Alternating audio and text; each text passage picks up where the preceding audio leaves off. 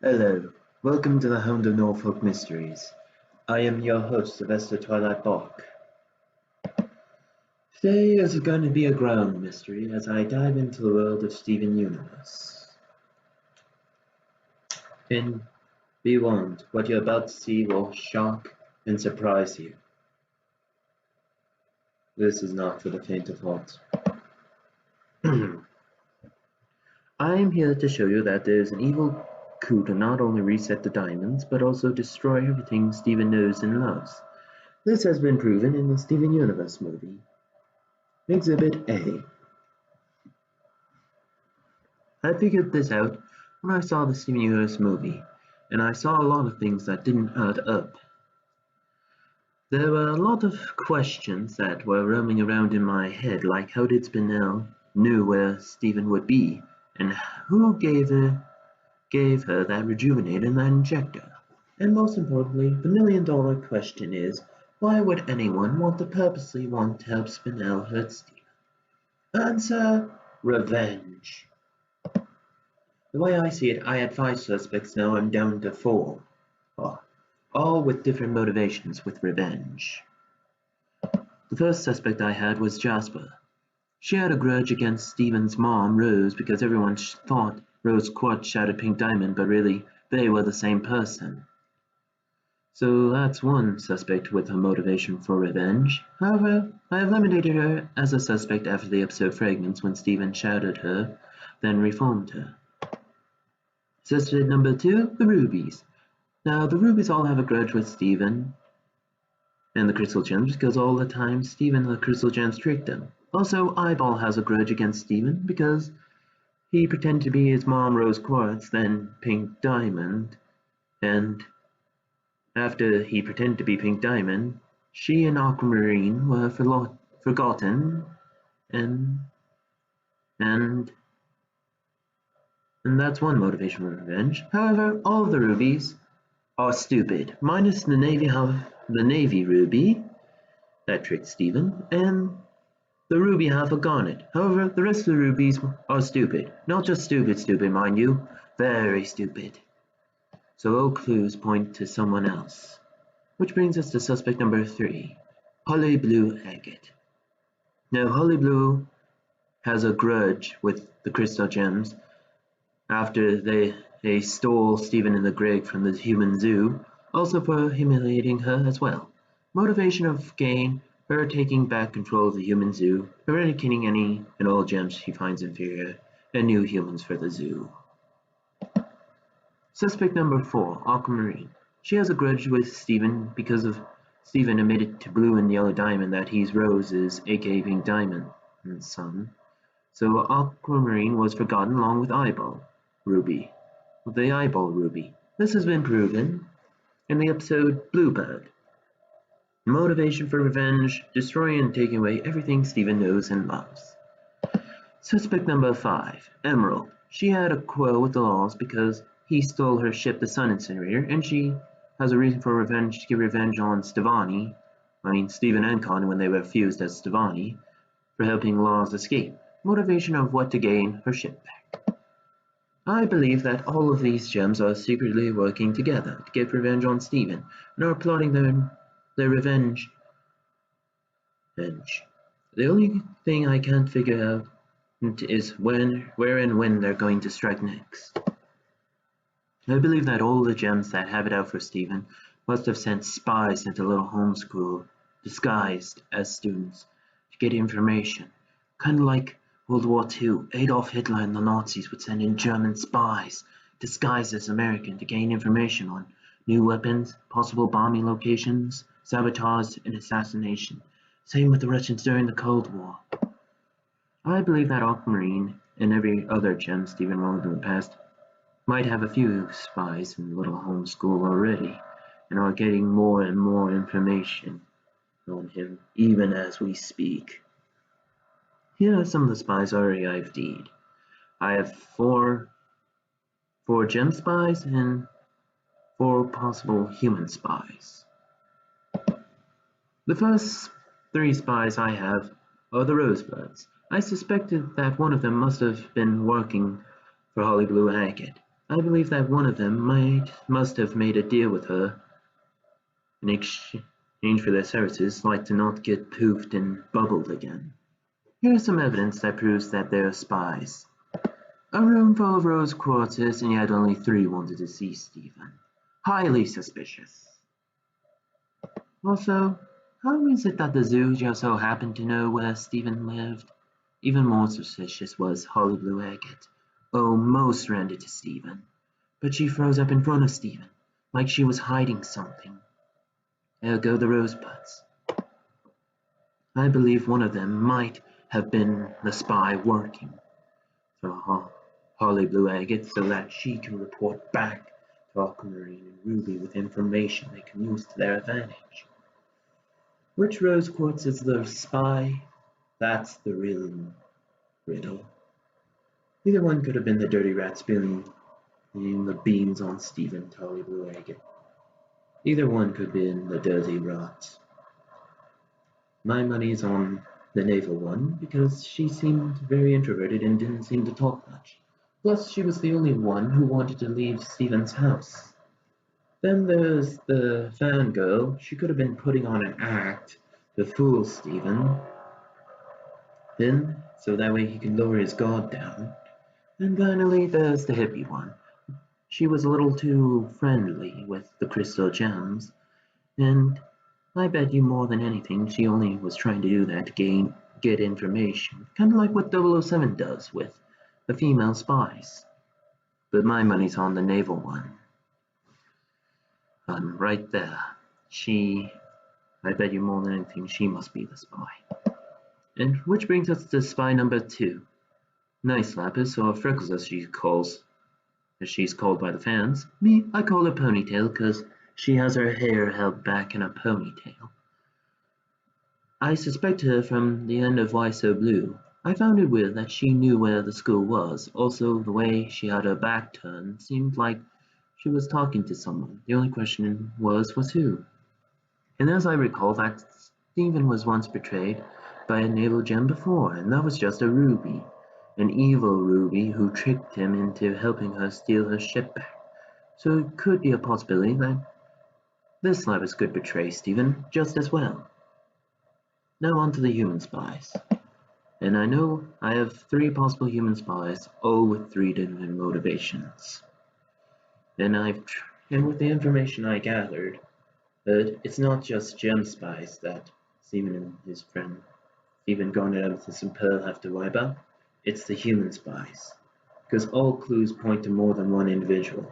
A gem that won't get poofed and bubbled, or a human that won't get shipped to the zoo once Holly Blue Agate gets it restored to its former glory. Here are some of the human spies. First suspect, Bill Dewey, the former vengeful mayor of Beach City.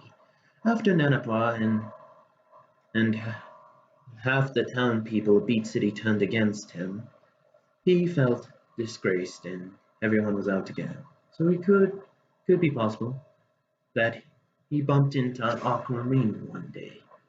And he thought to himself, maybe the gem that was the source of my problem can be the solution to my problem.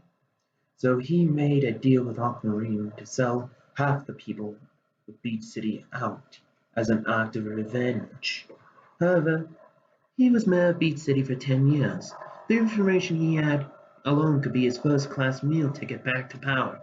Bill thinks that if he plays his cards right, he gets his job back and more. This has been proven in the movie. When Stephen first showed up, he looked startled, scared almost, like he was hiding something. Plus, he was nowhere in the evacuation center. I believe that he must have fled to save his own skin and leave the rest to be captured by Holly Blue Agate. Also, he didn't show up till the end. Even more suspicious. Stephen should keep his eyes on him. Suspect number 2. Kevin, the snooty rich kid who harassed Stevani and thinks everyone in Beach City is garbage compared to him and Stevani. So it could be a possibility that he'll sell every citizen of Beach City out to save himself. Marty, which brings us to suspect number 3. Marty, Sour Cream's dad and Greg's old music manager. He sold sour cream out for a terrible soda drink that wasn't even that good. How do you know he won't sell out his own species for his own freedom? Which brings us to my possible person of interest. Shep, Shady's new boyfriend. He may be a spy working for Aquamarine and Ruby. I have suspicions about Shep, however there's no proof of his true nature. However, I've seen this type before.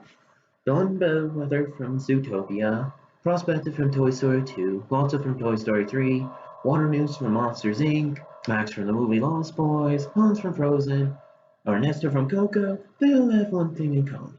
They usually act all friendly and all buddy-like and all innocent until the minute the hero's back is turned that they go around and stab them in the back and reveal that they were the villain the whole time. It's just that basic logic and reasoning. And here's proof. He was nowhere during Spinell's attack or Sadie's concert. Plus, he's nowhere to be seen in the evacuation center. He's the spy. I believe that Steven's stunts with the diamonds did was prolong the inevitable, because as of right now, there is no telling how many gems that Hayden despise Steven and want to see him suffer. Also, in the end of Bluebird, I think Steven should have followed Aquamarine and Ruby. That way he could have followed them to their base of operation. That way he could get a ballpark estimate on what he's up against. With Steven wrapped up in his little drama, the second gem war is now close at hand and all of humanity is doomed. Meanwhile, those demented homicidal little psychopaths, Aquamarine and Ruby, are probably at their base of operation, which is who knows where, with who knows how much information they have on Steven, and with who knows how many gems they have on their side, not to mention with who knows what kind of weapons of mass destruction, with the simple intention of enslaving humanity, eradicating any old gems they find inferior, resetting the diamonds, imprisoning Steven, his human friends and family in the zoo, and destroying the planet. There's lots of things to take into effect why Steven will never be a good leader.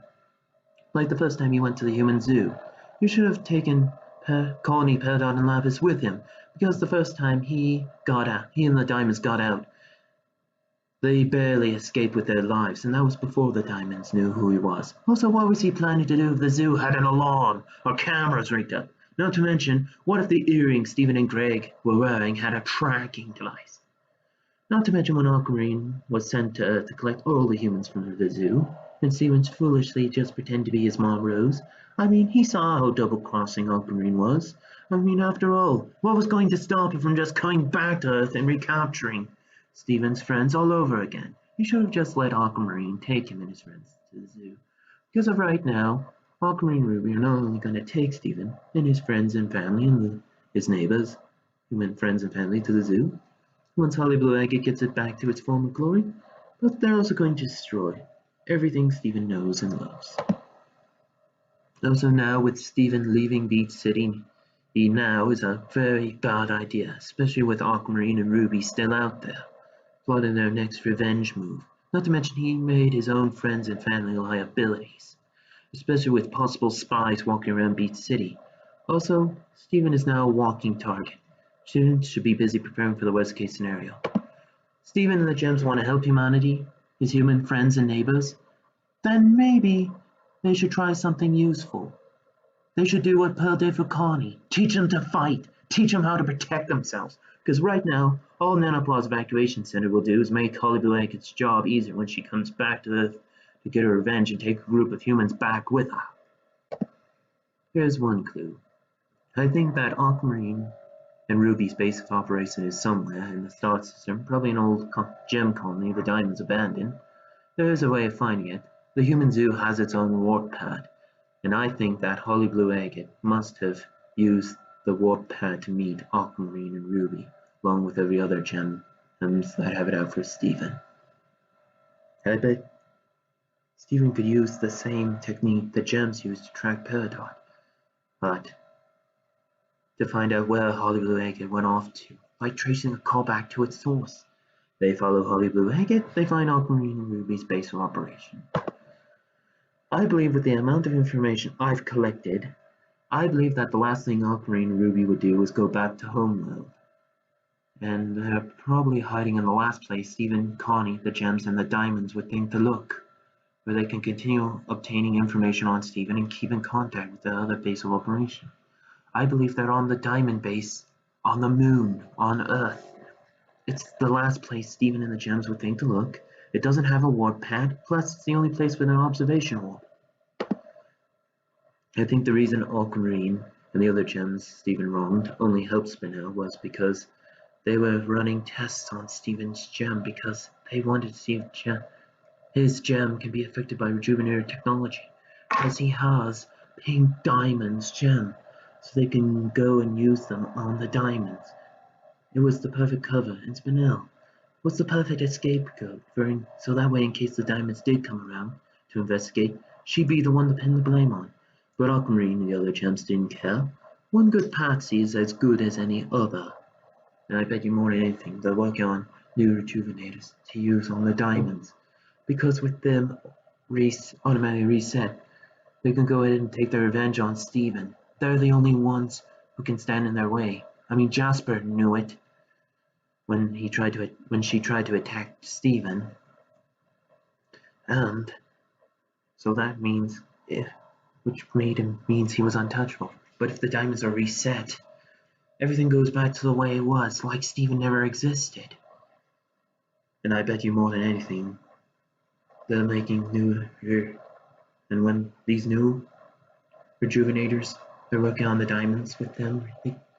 And I also bet you more than anything, they're making more of the poison they gave Spinel.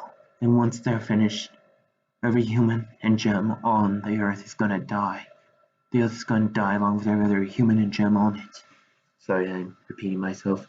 I just wanted to. Stephen should have all hands on deck to prepare for the worst case scenario. Stephen and his friends should also go and capture one of Aquamarine and Ruby's spies.